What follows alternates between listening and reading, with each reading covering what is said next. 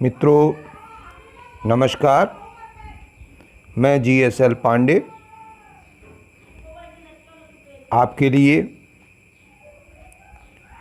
हिंदी विषय में आत्मकथा लेकर आया हूँ।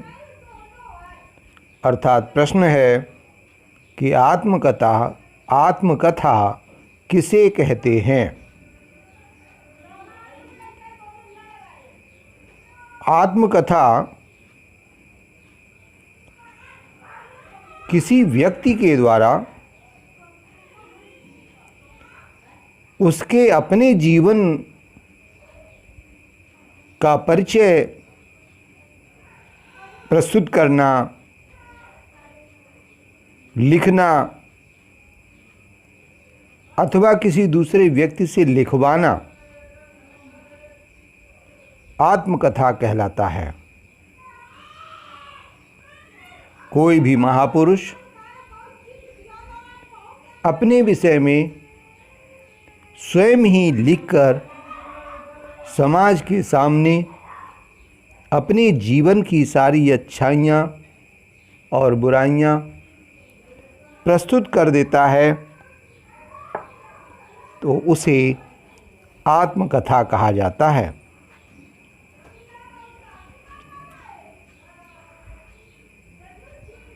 आत्मकथा में केवल अपनी अच्छाइयों को ही नहीं लिखा जाता, अपितु अपनी कमियों और कमजोरियों को भी लिख दिया जाता है। अर्थात स्वयं के बारे में निष्पक्ष आलोचना करते हुए अपने गुण दोष के बारे में स्पष्ट रूप से लिखना होता है। आज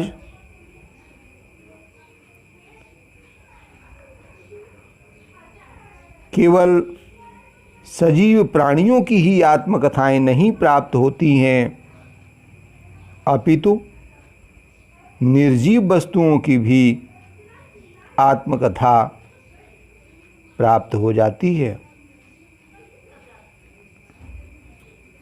हिंदी में सर्वप्रथम आत्मकथा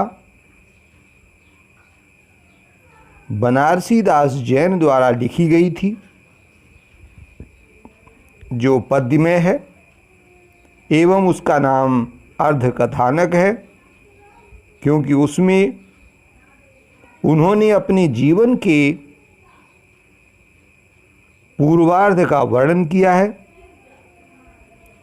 इसी प्रकार महात्मा गांधी की आत्मकथा का नाम है सत्य के प्रयोग।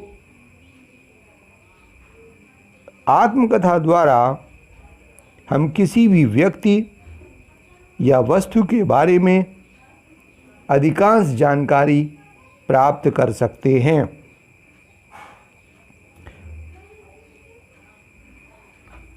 अब बात करते हैं आत्मकथा लिखने का उद्देश्य। आत्मकथा लिखने का मूल उद्देश्य है कि दूसरे या अन्य लोगों को किसी महापुरुष के विषय में ऐसी जानकारियां मिल सकें और ऐसी प्रेरणा मिल सके कि दुनिया के महान लोग भी कहीं स्वर्ग से नहीं आए या आकाश से नहीं उतरे, अपितु वे हमारे जैसे ही हैं। उनके जीवन में हमारे जीवन जैसे ही उतार चढ़ाव एवं कठिनाइयाँ आती रही हैं। जितने भी लोग महान हुए हैं वे बहुत संघर्ष और परिश्रम करके ही बन सके हैं। आत्मकथा लिखते समय ध्यान देना चाहिए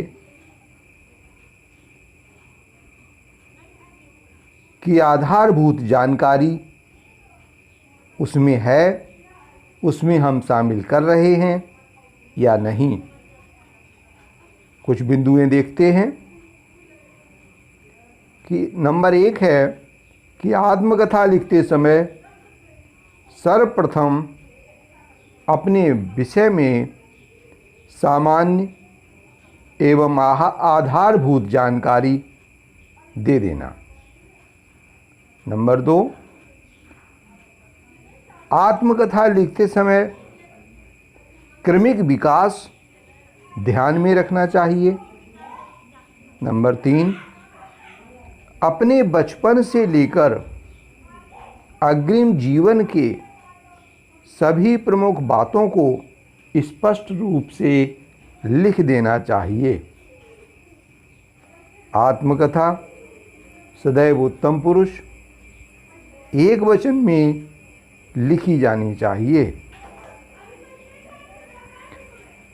अपनी कमजोरियां, कमियां या पूर्व में कोई भूल हो गई हो तो उसे भी स्वीकार कर लेना चाहिए। नंबर 6, अपनी उपलब्धियां और अच्छाइयां इस प्रकार उजागर की जाएं कि जिससे लोग उन्हें ग्रहण करने की प्रेरणा ले सकें। आप समाज नंबर 7, आप समाज एवं देश को क्या दे रहे हैं, यह भी आत्मकथा में लिखा जा सकता है। आत्मकथा लिखना सीखने के लिए सबसे अच्छा एक प्रयोग किया जा सकता है कि सभी छात्र अध्यापक अपने ही विषय में अर्थात अपनी अपनी आत्मकथा लिख डालें ताकि उन्हें आत्मकथा लिखने का एक श्रेष्ठ अभ्यास हो सके। आज मैं अपनी वाणी को यहीं विराम देता हूँ। मित्रों, घर पर रहें, सुरक्षित रहें।